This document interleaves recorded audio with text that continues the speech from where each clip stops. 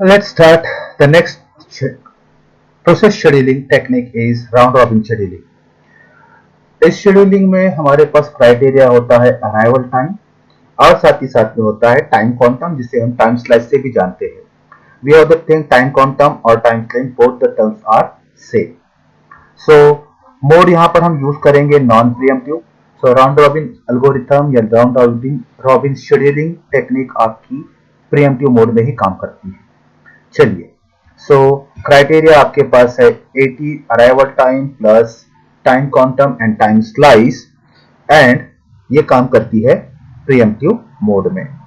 इसके अंदर और एक चीज आती है, हमको एक क्यू मेंटेन करना पड़ेगा ताकि हमारा न्यूमेरिकल राइट हो, and we have to get right values and the solution will be the correct. The answer question is calculate average waiting time and average turnaround time in seconds using round robin scheduling technique with time quantum equals to 2 seconds.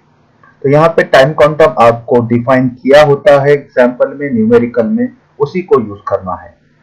What are the given values? There are 4 processes P1 to P4. All the processes arrived at 0 time and the corresponding burst time is given in the table in the question. Let's start the solution. Here what we are doing, we are drawing a table in which these given data is copied. सारे processes और सारा arrival time और burst time हमने copy कर लिया है. We are right to draw the chart, okay, Gantt chart, and always the chart starts with 0 time. In the previous videos also we have seen, so it is starting with 0.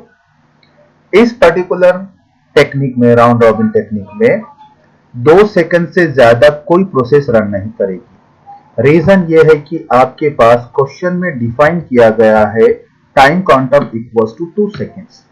जितना भी time quantum decide है उससे ज्यादा कोई process नहीं चलेगी. What ever be the work, if it is a huge process, बहुत ज्यादा वर्क टाइम है, तब भी उसको 2-2 सेकंड के इंटरवल में ही रन करना है. अगर प्रोसेस छोटी है तब भी उसको वेट करना है. तो 2 सेकंड से ज्यादा किसी प्रोसेस को चांस नहीं मिलेगा. If no process is there, a single process is there, तो वो कंटिन्यू चल सकती है. लेकिन 2 प्रोसेस है आपके पास, तो 2 सेकंड एक प्रोसेस को टाइम मिलेगा, फिर दूसरी प्रोसेस को 2 सेकंड मिलेगा, तीसरी प्रोसेस को 2 सेकंड, एंड सो फोर्थ. अब यहाँ पे अगर बाय चांस किसी एक प्रोसेस का टाइम, रिमेनिंग टाइम बचता है 3-4 टर्न के बाद 1 सेकंड, तो क्या होगा? ठीक है, कोई प्रॉब्लम नहीं, वो 1 सेकंड के लिए रन होगी और उसके बाद दूसरे प्रोसेस को चांस मिलेगा.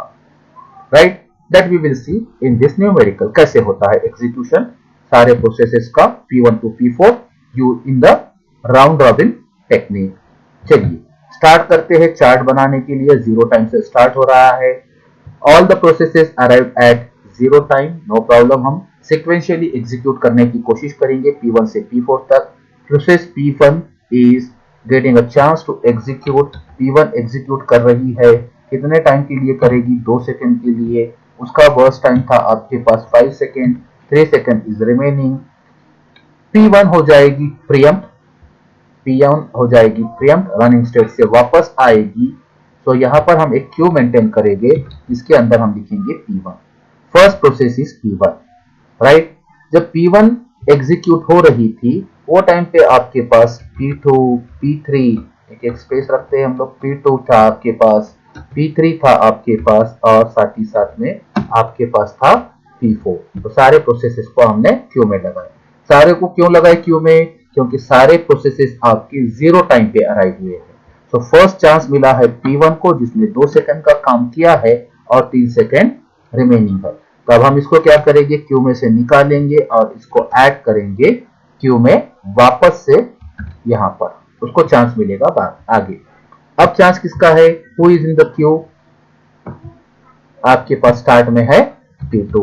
तो P2 प्रोसेस रन करेगा कितने टाइम के लिए? टाइम स्लाइस गिवन है 2 सेकंड के लिए, और टोटल हो जाएगा 4 सेकंड. और इसका बर्स्ट टाइम था आपके पास 4 सेकंड, तो उसमें से 2 सेकंड कंप्लीट किया इसने, और 2 सेकंड कंप्लीट करके इसने बचा है इसका 2 सेकंड. तो यहां से P2 निकलेगा आपका क्यू में से, और ये निकल कर कहां जाएगा? पीछे से क्यू में वापस से ऐड हो जाएगा. अब किसको चांस मिलेगा? आपको क्यू के ऊपर नजर रखनी है। You have to focus on queue, P3 in the queue. P3 will get a chance and it will run for 2 seconds. 2 second चलेगा। बस टाइम था उसका 3 सेकंड का, बचा है टाइम उसके पास 1 सेकंड का।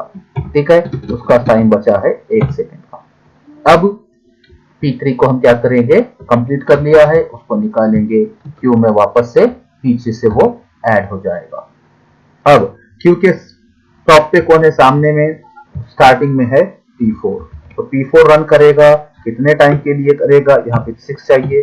कितने टाइम के लिए करेगा? डेफिनेटली 2 सेकंड के लिए, क्योंकि टाइम क्वांटम आपके पास 2 डिफाइन है, गिवन। तो ये 2 सेकंड के लिए करेगा। 4 second is the burst time, remaining time is 2 second हो गए, बचा है 2 सेकंड का टाइम। ठीक है, ये बचा इसका 2 सेकंड। तो P4 भी कंप्लीट किया है, इसको भी यहां से निकालो और इसको लगा दो क्यू में वापस से। यहां तक ठीक है। अब वापस से टर्न आएगा P1 का। P1 आएगा वापस से, उसको चलना है मैक्सिमम 2 सेकंड के लिए चल सकता है। उसका टाइम बचा है 3 सेकंड का। यहां से हम इसको कट करेंगे और वो बचता है इसका P2 का से P1 का टाइम बचेगा 1 सेकंड का। P1 time will be remaining 1 second. 2 second उसमें 3 में से चल चुका, 10 सेकंड हो चुके टोटल। P1 क्या करेगा? Out from the Q and back side से वापस से ज्वाइन कर लिया क्यू को नेक्स्ट टर्न के लिए। अब P2 का टर्न है, P2 रन करेगा। P2 का कितना टाइम बाकी है? 2 टाइम बाकी था, उसने 2 टाइम को वहां पे कंप्लीट कर लिया है और यहां हो जाएगा 12। P2 is completed. तो अब हमको P2 को वापस से क्यों लगाना है क्या? नो नीड, क्योंकि P2 टर्मिनेट हो चुका है। P1 का कोई काम बाकी नहीं। किसको चांस मिलेगा? क्यू में देखो, who is at the top? Starting में कौन है? P3 है। तो P3 will get a chance. P3 कितने टाइम के लिए चलेगा? उसका रिमेनिंग टाइम था 1 सेकेंड। हमारे पास मैक्सिमम टाइम है 2 सेकेंड का। कोई बात नहीं, 1 सेकेंड मतलब 12 प्लस 1 13। ये हो गया P3 भी टर्मिनेट। अब क्यू में बचा है P4 और P1।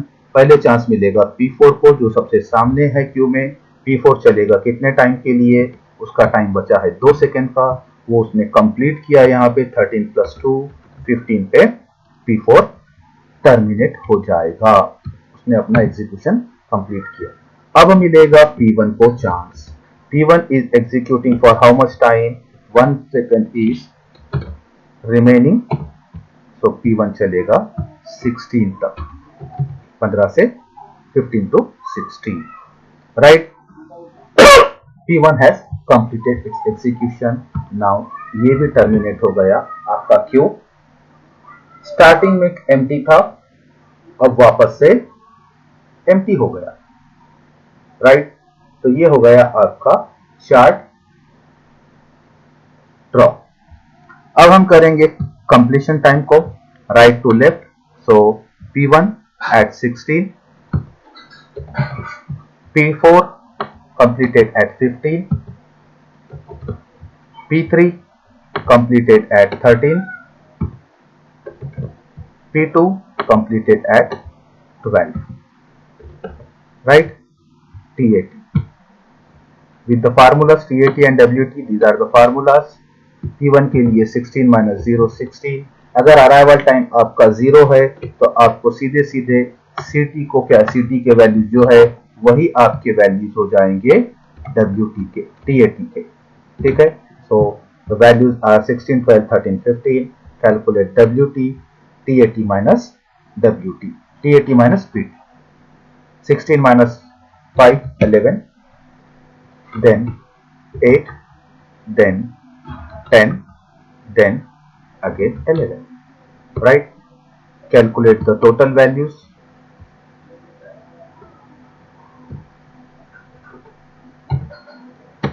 For TAT, what is the total value for TAT? Just calculate these values. These values are nothing but what are the values? TAT is 16 plus 12 plus 13 plus 15, total आ जाएगा आपका 56। And same way WT का total करोगे आप 11 plus 8 plus 10 plus 11. It will become 39. Right? So 39 अब यहाँ पर हम calculate करेंगे टोटल वेटिंग टाइम हम यहाँ पे कैलकुलेट करेंगे average waiting time. So average waiting time के लिए total waiting time 39 divided by what number of processes. So number of processes is 4. You will get 9.75 seconds. TAT के लिए total TAT is 56 divided by 4. So the answer for this average TAT is 1/4 equals to 1/4 second. Right? So this way we are completing the round robin scheduling technique. In this one you have to use one queue and time quantum to be followed. So processes preempt होते रहेंगे after every time slice completion, and this way we could complete the round robin scheduling algorithm. Few more videos on round robin scheduling algorithm and priority will come within short period of time. Thank you.